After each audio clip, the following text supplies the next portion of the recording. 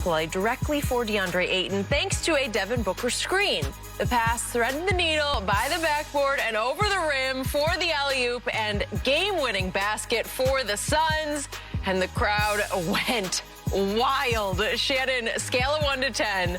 Please rank this play for its all-time here greatness. Well, Skip, you do realize that, in football, Arizona completed a Hail Mary. Kyler Murray through to DeAndre Hopkins. They call it the Hail Murray. Nice, okay. They're calling this, Skip, the Valley Oop. Yep. Now, for me, Skip, this is not Ray Allen's shot. This is not Kyrie's shot. This is not Magic Baby Skyhook, which you were probably in attendance. But it is a tremendous play. Now, in all-time history, Skip, how about I give it a grade? I'm going to give it an 8.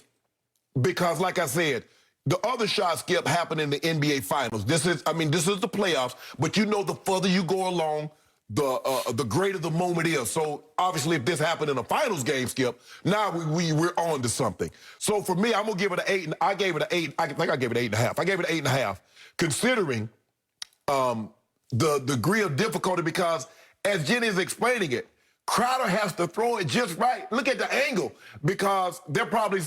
That's not a good angle. We've seen guys do this before that at a tougher angle. Dwight Howard caught one over Tim Duncan, Skip, from the side out of bounds. Tyson Chandler, I don't know, do we have that video? Look at this one, Skip. That's from the opposite side out of bounds. Look at this. Okay, but you got a better angle. You don't have to worry about hitting the backboard. But right? But that's peak Dwight. And I think, look at this is Tyson Chandler. Yep. This play lives in Phoenix lore. That's a game winner. Well, that might have been a foul, too, because he did push Gasol. Skip, look at this. Is that Gasol? No, I don't know who that is. Yeah. But anyway, Skip, I gave it an 8.5, considering that it was a game-winning shot, and there were a lot of moving parts involved. Because if you think about it, Chris Bosh has to get the ball, Ray Allen has to backpedal, Kyrie's shot is him, Magic Skyhook, but I got to get a perfect pass from Jay Crowder. I got to time my jump up just right, because if I jump too early, I'm going to be on the way down, and Zubac's might block it. If I jump too soon, the ball's not going to be there. So everything had to time up perfect, and given that circumstances, and they had never practiced. You know what, Skip? I'm talking myself in the movie. I'm going to give it a 9, considering they never practiced this play. Now, let's think about it. The likelihood of Ray Allen, how many times you think Ray Allen has just gotten the ball and just started backpedaling shooting? I think he does that a lot. I think he practiced it a whole lot. Kyrie, how many times we hear guys counting down 5, 4, 3, 2, 1 and shoot around him at practice? They did that. Magic and the Baby Skyhook, he practiced that. Skip, they never practiced this. So given that, I'm going to say I'm all the way up to a 9. Now, I talked myself into a 9. Okay, I got you. I'll go this far. There are elements of this play that deserve a 9.5 to me on all-time greatness, because the first is just the sheer shock value of it. Right. It took me 20 seconds just to figure out what had just happened. Right. It took my breath away. Right. It knocked me off my chair. I didn't see it coming, and it happened so fast and furiously that it was suddenly over, and a lot of the players didn't seem to know what happened. The players didn't know what happened, right. They looking around. Okay, so the reason I give high marks is that Monty Williams, he said he first learned this play from Brett Brown when he was on the Philly staff back in 1819, before he took the Phoenix job. You mean 2018, 2019? Yes. You said 1918. No, I'm sorry, in the 1819 season. Okay, 2018, okay. So he spent 1 year under Brett Brown, and so that's where he learned that concept, that setup for the inbounds play. Right.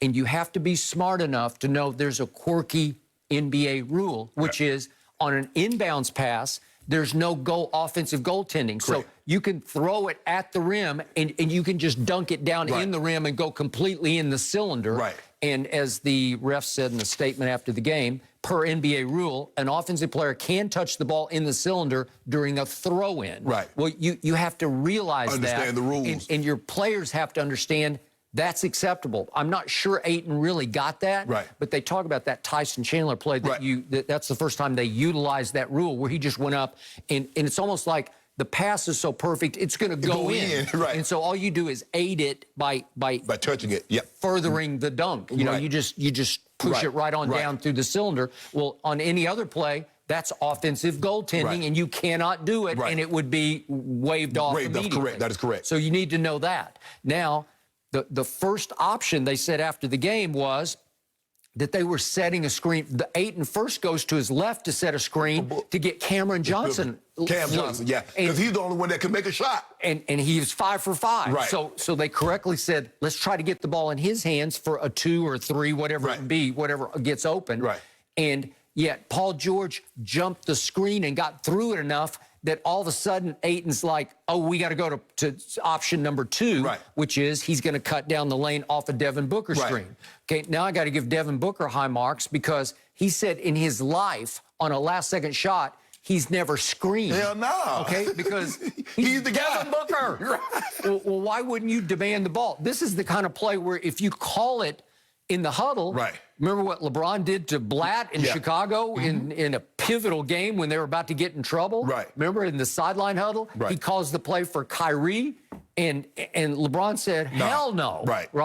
Give me the damn ball. Remember that? Yes, and so the inbound goes to LeBron, and it was a long 2. It wasn't exactly a 3, but, long 2. but it was a long 2 from the corner to win the game. Okay? So I'm surprised Devin Booker had low enough ego to say, oh, okay, he's got the hot hand. Okay, like my guy did last year against Denver. My guy had low enough ego to set the screen and kept him occupied.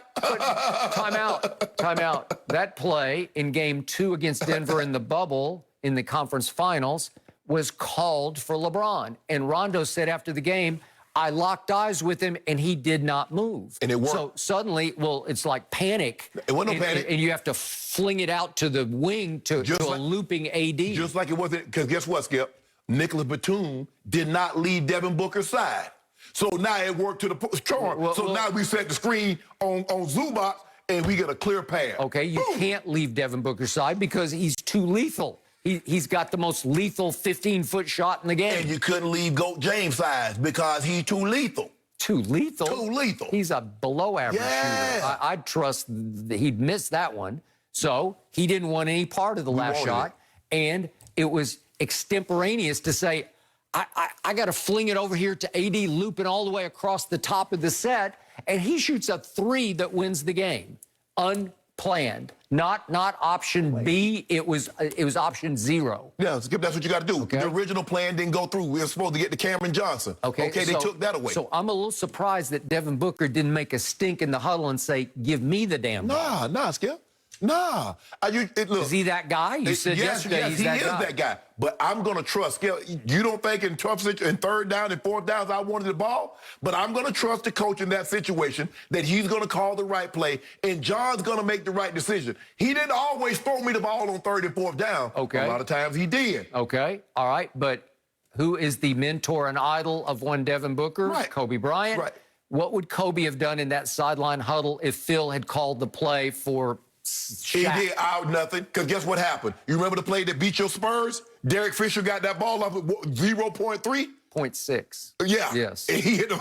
Do I? It ran right up the tunnel, right up the court. He did. After your guy Tim Duncan had hit a shot, I don't know how he made that shot on Shaq. And what was Shaq's line after the game? One lucky shot deserves another. So he said, okay, Tim got lucky on me, and we got lucky with Derek. So what, you gave it a 9? No, I haven't finished yet. So I'm shocked that Devin Booker, it actually worked for him because, to your point, Batum can't leave him. He can't help off Devin Booker because he's Devin Booker. Because Devin Booker's right there. Now, you don't want to leave Devin Booker 10 so he's feet the from the ultimate decoy on the play. So now we get to how did Ayton get open? And this is where I'm going to mark it down. Well, clearly, if we could see it one more time, he just grabs a hold of Zubac's jersey and just yanks him sideways and gets the edge on him. He got past, look, he's holding him, so he sort of throws him into Booker's screen, and Zubac almost got there, but he couldn't quite. And the pass has to be all-time perfect. He held his jersey. It's outrageously, it's a foul. You just have to call it. And they're not going to call it because it's Phoenix, it's a madhouse, and the Suns are on the rise. I'm looking at the bench, Skip. Look at it. I mean, one guy's jumping up and down, but a lot of guys are like, they don't know what to do. What just happened? Yep, they don't know what to do. But the thing is that Zubac went as high as he could, Skip. I mean, sometimes, you jump as high as you can. Okay, he's not a leaper, but he just didn't get there. Yeah. He can jump high enough at 7 feet tall if he can start from underneath, but he's trailing the play. So he was late to the party, and the pass is all-time. It's like we talked earlier. it's like a trick shot in horse. Yeah. It was going to go in. Yeah, you shoot a shot from that, oh, you putting a letter on somebody. Okay. You putting a letter on somebody. So I was going to go 9.5, but I'm going to dock it down to a 7. Hold on, tell me. Well, he cheated. You can't have an all-time great play. How you make a 2.5 deduction? He cheated.